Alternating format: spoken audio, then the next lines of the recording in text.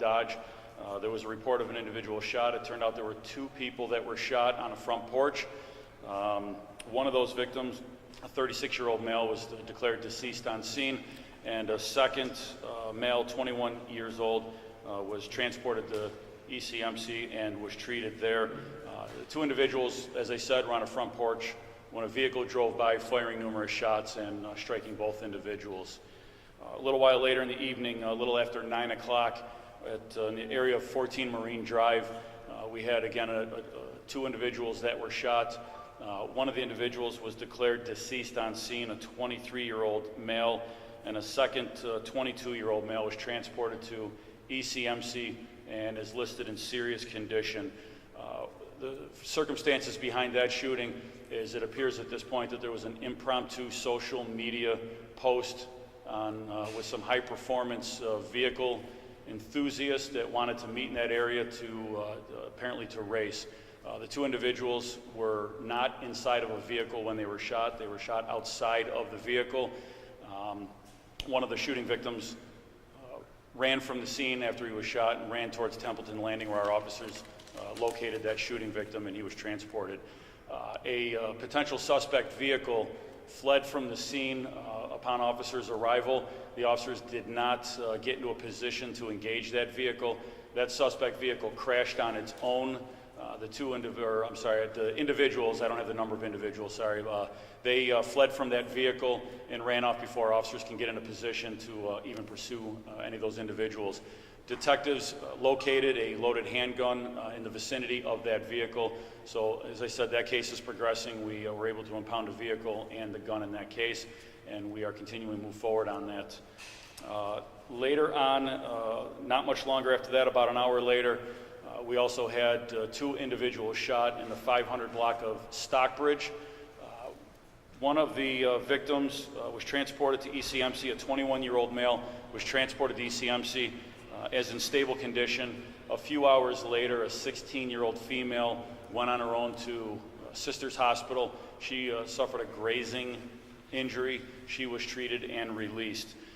Very shortly after the shooting, city surveillance cameras and our license plate readers picked up on a possible suspect vehicle. Officers quickly got onto that vehicle and engaged in a pursuit. That pursuit led them on the 33 westbound, exiting on Humboldt and circling around those areas. 2 individuals at 2 separate points bailed out of the moving vehicle. One of the suspects who bailed out of the vehicle struck another vehicle, I believe it was a parked vehicle, and sustained very serious injuries. That individual is in ECMC in the intensive care unit at this point. A 3rd individual who bailed out of the car was also taken into custody, and officers and detectives are searching for a 4th, and we are making progress on that individual. While the vehicle was being pursued on the 33, a handgun was tossed from that vehicle. Officers stopped in the pursuit. One of the assisting vehicles stopped in the pursuit and recovered that handgun. So again, officers are making progress on this case. 3 individuals were charged with criminal possession of a weapon, and that investigation is continuing. One of the 3 defendants is currently on probation for conviction of unauthorized use of a motor vehicle, essentially a stolen vehicle. And one of the other individuals that was arrested is a previously convicted felon currently on parole for a prior handgun conviction. This is some of the common problems that we're dealing with our gun crimes, is dealing with previously convicted felons who are in possession of handguns again. It's obviously we have a handgun problem. We're working very diligently on this, but we have too many previously convicted felons, among others, that are still getting easy access to handguns. So with that, I'll take any questions. Commissioner, obviously, we say this every time the weather seems to get nice, that we're seeing shootings or violent activity. Any concern that this is just the first day and we have an entire summer season ahead of us? It's always a concern to us. We've put together a pretty comprehensive preventative plan, crime plan, on addressing these. The shootings that occurred here, 2 of the 3 shootings are not in what we would consider our hot zones or our areas that are prone to this type of activity. But we are out every day and every night in areas using data-driven analysis to put our officers in a position to be in places to hopefully prevent things from happening. You know, we are seeing success out of that. These appear to be targeted events. As I said, you know, a couple of the locations are not typically areas that we see that type of violence. Commissioner, speaking specifically on the shooting around Marine Drive, that's in the area of Canalside. It's a very touristy area. The sun's coming down there. What should you tell people that might be looking to go to that area for the next coming weeks? Look, this was a very targeted event. These street racing events typically occur later on at night after tourists or anybody walking that area would be gone. We devoted a significant amount of resources last summer and the summer before that specifically to that area to combat street racing. I know it's a frustration for the residents, and we hear you, and we're working on it again. You know, we've had other areas of the city, several areas where street racing was a problem.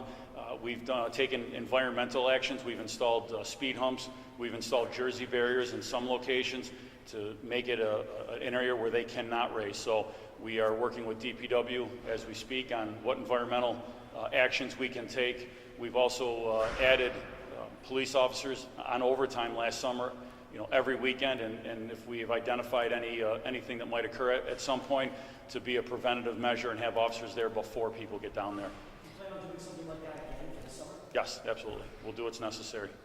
The 2 victims in the Marine Drive apartment, are those people suspected of shooting at each other, or is there a suspect still out there who you're looking for? I don't believe at this point that they would have shot each other. You know, we're still in the early stage of the investigation, so. There are cameras in that area that I'm sure you guys are taking a look at.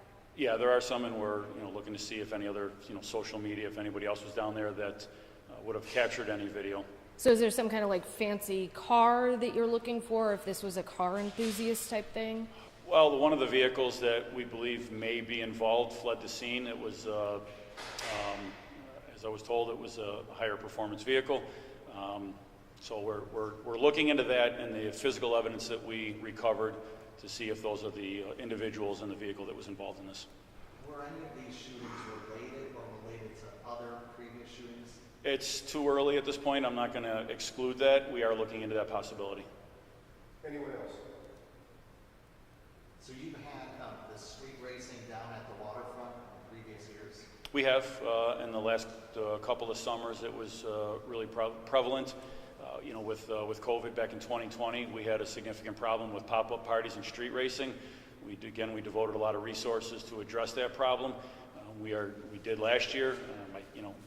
It still occurred. I think we had some success on preventing some of it, and we're going to do that again this summer. We're looking to get down there and take environmental measures, as well as having officers down there to do our best to prevent this again.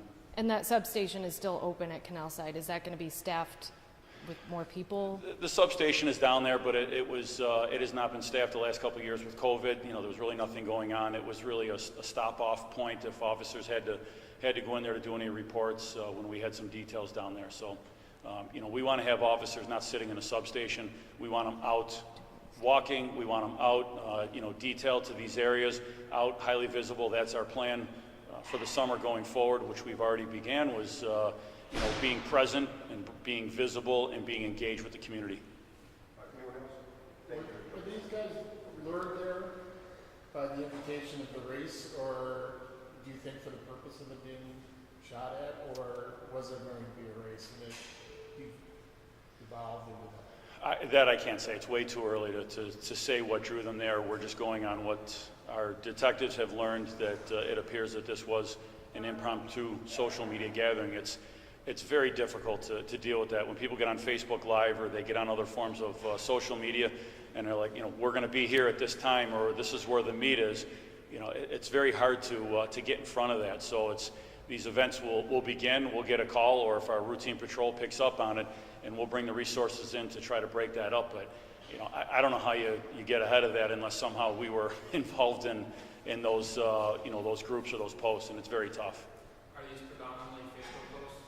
I believe last night would have been a Facebook Live, but they use multiple forms of platforms. Oh, we all good? Just one point, there's a bus stop down at the Naval Park where there's a panel of glass shattered. Was that part of that shooting? Did it pull in from the shooting? I can't answer that. That I don't know. I just can't answer that. Not because I don't want to, I don't know. All right, good. We'll provide the names of the 3 arrests on Stockbridge a little bit later. Thanks, everybody. Okay, thanks. All right, take care. Answer to the question you asked.